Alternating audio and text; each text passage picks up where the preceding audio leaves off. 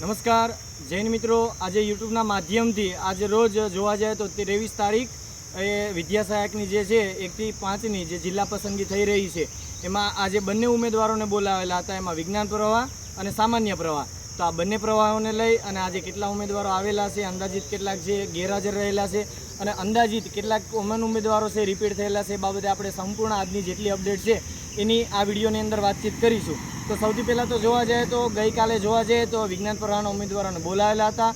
આજે જેટલા પણ ઉમેદવારો વિજ્ઞાન પ્રવાહના બાકી હતા એ આખું છે તબક્કો પૂર્ણ થયો છે. તો વિજ્ઞાન પ્રવાહની અપડેટની સૌથી પહેલાં વાત કરી દે તો પ્રથમ તબક્કામાં જ મોટાભાગે ઓબીસી અને એસસીની સીટો ભરાઈ ગયેલાની માહિતી છે અને જો ખાલી પણ હશે તો લગભગ નહીવત હશે. મને જેટલી પણ માહિતી છે એ મુજબ જોવા જાય તો આજે વિજ્ઞાન પ્રવાહની છે કેટેગરીની સંપૂર્ણ સીટો છે એ ફૂલ થઈ ગયેલી છે અને જો માત્ર ને માત્ર જે સીટો ખાલી હતી એ માત્ર ને માત્ર શેની હતી, લગભગ જનરલ કેન્ડિડેટોની.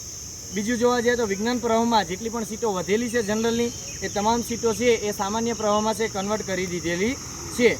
વિજ્ઞાન પ્રવાહમાં જનરલની સીટો જ ખાલી પડેલી છે, કેટેગરીની બધી સીટો લગભગ ફૂલ થઈ ગયેલી છે. તો જે સામાન્ય પ્રવાહમાં કન્વર્ટ થઈને આવી છે એ કઈ સીટો આવી છે તો કે જનરલ પ્રવાહની, જનરલ કેટેગરીની. જો આવી જ રીતે કેટેગરીમાં વધુમાં વધુ ઉમેદવારો સીટો લેશે તો સ્પેશિયલ કચ્છની ભરતીમાં મોટાભાગે જનરલની સીટો ખાલી પડી રહે એવી સંભાવના વર્તાઈ રહેલી છે. કેમ કે મોટાભાગના ઉમેદવારો છે એ જોવા જાય તો કંઈક ને કંઈક માર્ક્સનો જે ક્રાઇટેરિયા 90 માર્ક્સવાળો છે એ અને એજનો 33 વર્ષવાળો જે એ ક્રાઇટેરિયા છે એમને લઈને મોટાભાગે ઉમેદવારો છે એ કેટેગરીમાં જાય છે, જેને લીધે થઈ અને કેટેગરીની સીટો સંપૂર્ણ રીતે પહેલાં પૂર્ણ થાય છે, ત્યારબાદ જનરલની સીટો ખાલી રહી છે અને વિજ્ઞાન પ્રવાહની સંપૂર્ણ જે જનરલની સીટો હતી એ સામાન્યમાં કન્વર્ટ કરી દીધેલી છે. તો ઉમેદવારોને એક યુટ્યુબના માધ્યમથી કહેવા માગું કે શક્ય બને તો તમે જનરલની સીટમાં લઈ લો, જેથી કરીને કેટેગરીના ઉમેદવારોને લાભ મળે છે. છતાં પણ તમને એવું લાગે છે કે ભાઈ સીટો છે એ માની લો કે પોતાને દૂર મળે છે કે વતનમાં લેવા માટે થઈને લાભ લેતા હોય તો પોતે કેટેગરીમાં જાય છે તો વસ્તુ બરોબર છે. હવે કેટેગરીમાં તમારે લેવું કે જનરલમાં તમારે લેવું એ તમારો વિષય છે, બરાબર. હવે જોવા જઈએ તો આ હતી વિજ્ઞાન પ્રવાહની અપડેટ. હવે જોવા જઈએ તો સામાન્ય પ્રવાહની અપડેટ. એમાં ટોટલ 4 રાઉન્ડ પડેલા હતા અને લગભગ સામાન્ય પ્રવાહની અંદર લગભગ 225 જેટલા કેન્ડિડેટોને બોલાવેલા હતા. વિજ્ઞાન પ્રવાહ પ્લસ સામાન્ય પ્રવાહ બંને થઈને લગભગ 480ની આડેગાળે કેન્ડિડેટોને બોલાવેલા હતા. એમાં પ્રથમ રાઉન્ડ સામાન્ય પ્રવાહની વાત કરીએ તો મોટા ભાગે પહેલા રાઉન્ડની અંદર 1 થી લઈને 61 સુધીના કેન્ડિડેટોનો આંકડો ટૂંકમાં બોલાયેલા. એમાંથી મોટા ભાગના ઉમેદવારો છે લગભગ નોકરિયાત છે. આશરે જોવા જાય તો 61 કેન્ડિડેટોમાં બોલાયેલા એમાં 15 જેટલા ગેરહાજર હતા અને સાથે 35થી વધુ લગભગ સરકારી નોકરિયાતે અન્ય વિભાગમાં કોઈ તલાટી હોય, કોઈ પોસ્ટમાં હોય, કોઈ કોન્સ્ટેબલમાં હોય, કંડક્ટરમાં હોય અથવા તો ચાલુ શિક્ષણ વિદ્યા સહાયકના કેન્ડિડેટ હોય. એટલે મોટા ભાગે છે પ્રથમ રાઉન્ડની અંદર છે એ અન્ય વિભાગમાં નોકરિયાતો હોય એ રિપીટ થયેલા છે. સામાન્ય પ્રવાહની અંદર જે ફર્સ્ટ રેન્કર જે ટોપર છે એ કેન્ડિડેટની વાત કરીએ તો એ પણ પોતે એક તલાટીની નોકરી છોડીને ફરીથી વિદ્યા સહાયકની અંદર સ્વીકાર કરે છે. એક ઉમેદવાર છે વિદ્યા સહાયકમાં ઓલરેડી નોકરી હતી અને એમાંથી બોન્ડ ભરીને આવેલા છે અને 15 જેટલા લગભગ માહિતી મુજબ એટલા અંદાજિત ગેરહાજર રહેલા છે. બીજા રાઉન્ડની વાત કરીએ તો 61થી લઈ અને 120 સુધીના નંબરનાને બોલાયેલા છે. એમાંથી એક કેન્ડિડેટની વાત કરીએ તો પોતે 8 વર્ષની વિદ્યા સહાયકની નોકરી છે એ છોડી રાજીનામું આપીને ફરીથી વિદ્યા સહાયક પસંદ કરવામાં આવે છે. ત્યારબાદ જોવા જઈએ તો 19 જેટલા લગભગ બીજા રાઉન્ડની અંદર અંદાજિત ગેરહાજર હતા. અહીંયા જે આંકડા હું બોલું છું એમાં 1, 2, 3 આગળ પાછળ હોઈ શકે છે. ત્રીજો રાઉન્ડ જોવા જાય તો 121થી લઈ અને 200 સુધીનાને બોલાયેલા હતા. એમાં લગભગ મોટા ભાગે જોવા જાય તો મહિલા ઉમેદવાર વધારે હતા, 10 જેટલા જ ભાઈઓ હતા. એક બેન હતા એ પોતે બોન્ડ ભરીને આવેલા હતા અને 33 જેટલા લગભગ ગેરહાજર હતા. એટલે ત્રીજા રાઉન્ડમાં વધુમાં વધુ ઉમેદવારો ગેરહાજર રહેલા છે. અને ચોથો જે રાઉન્ડ હતો ટૂંકમાં 50-50ના જે સ્લોટ પાડેલા એમાં ચોથો જે સ્લોટ હતો એમાં 201થી લઈને 225 સુધીનાને બોલાયેલા.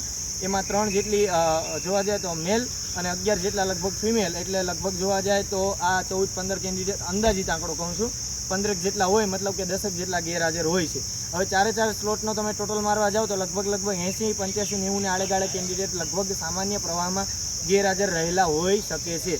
હવે મારે વાત કરવી છે તો કે ગજબની નવાઈની વાત હવે મારે એ તમારા સુધી કરવી છે કે કેવા કેન્ડિડેટ છે આમાં રિપીટ થાય છે.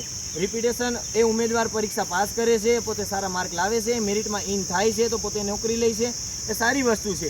પણ ઉમેદવારોને કહે છે કે તમે 1 થી 5માં લઈ લ્યો છો તો 6 થી 8માં રિપીટ ન થતા, 6 થી 8માં તમે લ્યો છો તો 1 થી 5 માં અત્યારે તમે રિપીટ ન થતા, 9 થી 12 માં તમે જાઓ છો તો પણ તમે રિપીટ 6 થી 8 માં ન થતા. એનું કારણ કહું કે તમને મારે હવે એ વાત તમારી સુધી મૂકવી છે કે આમાં કેવા કેન્ડિડેટ રિપીટ થાય છે, જેને લીધે થઈ અને સીટો ઓલરેડી ઓછી છે અને એમાં પણ ઓછી થાય છે. તો પહેલો એક વાત કરું, ઉમેદવાર એ નામનો વ્યક્તિ છે, ચાલુ નોકરી છોડી બોન્ડ ભરી અને ફરીથી છે દાહોદ જિલ્લો પસંદ કરે છે. પોતે દાહોદનો કેન્ડિડેટ પણ નથી, ઉત્તર ગુજરાતનો કેન્ડિડેટ હોવા છતાં પણ માની લો કે દાહોદ જિલ્લો પસંદ કરે છે. અને ગજબની વાત તો એ છે કે ભાઈ 1 વખત બોન્ડ નહીં, 2 વખત નહીં, ત્રીજી વખત બોન્ડ ભરીને ટોટલ ત્રીજી વખત બોન્ડ ભરીને ફરીથી આ વિદ્યા સહાયકની પસંદગી કરે છે. આ એક કેન્ડિડેટની વાત કરું છું. બીજો કેન્ડિડેટની આપણે જોવા જઈએ તો 8 વર્ષની ચાલુ વિદ્યા સહાયકમાં નોકરી છે. 8 વર્ષની નોકરી છોડી ત્યાં રાજીનામું આપીને ફરીથી વિદ્યા સહાયક પસંદ કરે છે. કેમ કે પોતાનું વતન મળે છે, પોતાનો જિલ્લો મળે છે. ત્રીજા કેન્ડિડેટની વાત આપણે કરવા જઈએ તો એ પોતે ચાલુ વિદ્યા સહાયક છે, એમાં બોન્ડ ભરી અને ફરીથી રિપીટ થાય છે. ચોથા કેન્ડિડેટની આપણે વાત કરીએ તો ઓલરેડી અન્ય વિભાગમાં, હું એ ખાતાકીય વિભાગનું નામ નથી દેતો, પણ અન્ય વિભાગમાં લગભગ 11 વર્ષ જેટલી પોતે ફરજ બજાવેલી છે. એ ફરજ છોડી અને ફરીથી વિદ્યા સહાયકની નોકરી અહીંયા લેવા આવશે. અને પછી એક વાત કરવા જાય તો 5મા નંબરના કેન્ડિડેટની, તો સામાન્ય પ્રવાહમાં ઓલ ગુજરાતમાં ફર્સ્ટ રેન્ક ઉપર જે કેન્ડિડેટ છે, ઓલરેડી પોતે તલાટીની નોકરી કરે છે, નોકરી છોડી અને ફરીથી જિલ્લા પસંદગી અહીંયા કરે છે. એના પછીના કેન્ડિડેટની આપણે વાત કરીએ તો સામાન્ય પ્રવાહમાં એ મેં તમને વાત કરી દીધી. અને ફર્સ્ટ જે રાઉન્ડ હતો 1 થી લઈને 61 સુધીમાં, એમાં મોટા ભાગે 61 કેન્ડિડેટમાંથી 15 જેટલા ગેરહાજર હતા, એટલે 45 જેટલા કેન્ડિડેટ જોવા જઈએ. એમાંથી પણ 45 જેટલામાં લગભગ 34-35 કેન્ડિડેટ છે ઓલરેડી અન્ય વિભાગ, નિગમ કે બોર્ડમાં નોકરી કરે છે. એ ચાહે કંડક્ટર હોય, તલાટી હોય, કોન્સ્ટેબલ હોય કે પોસ્ટમાં હોય કે ચાલુ વિદ્યા સહાયકમાં હોય. એટલે અહીંયા જોવા જાય તો મોટાભાગના કેન્ડિડેટો જો આ જ રીતે સીધો રિપીટ થશે તો મોટાભાગના ઉમેદવારોને છે મેરિટથી આઉટ થવાની સંભાવના વધુ છે. તો મારી એક જ અરજ છે કે તમે કોઈ એક સીટ લઈ લો, બીજી સીટ તમે ન બગાડશો. અને અહીંયા જેટલા પણ વિડીયોમાં આંકડાઓ રજૂ કર્યા છે એ ચોક્કસ આંકડાઓ છે નહીં, એમાં આગળ પાછળ 1-2 આંકડાઓ હોઈ શકે. એટલે અહીંયા રજૂ થયેલા આંકડાઓમાં વધઘટ થોડી ઘણી આગળ પાછળ હોઈ શકે. અહીંયા સુધી જેટલી પણ માહિતી આવેલી છે મારા સુધી પહોંચેલી છે, એ માહિતી તમારા સુધી પહોંચે એ માટે થઈને વિડીયો બનાવવાનો હેતુ છે. અને મારી છેલ્લે વિડીયો પૂર્ણ કરતાં પહેલાં મારી એક જ અરજ છે કે વધુમાં વધુ ઉમેદવારોને એટલી જ રિક્વેસ્ટ છે કે સીટો ન બગાડશો. અને આજની તારીખે જોવા જાય તો અહીંથી મને એવું લાગી રહ્યું છે કે ઉમેદવારો છે અહીંથી જે મેરિટમાં નથી આવતા એ ઉમેદવારોનો ગાંધીનગરથી સીધા જ જે કચ્છ તરફ પ્રયાણ કરી રહ્યા છે. એટલે ખાસ એક જ અરજ છે કે સીટો ન બગાડશો. બસ વિડીયોને સારો લાગે છે તો લાઇક કરો, શેર કરો અને ચેનલમાં જો નવા હોય છે તો સબસ્ક્રાઈબ કરો, જેથી કરીને આવા આવનારા વિડીયો છે તમારા સુધી પહોંચતા રહે.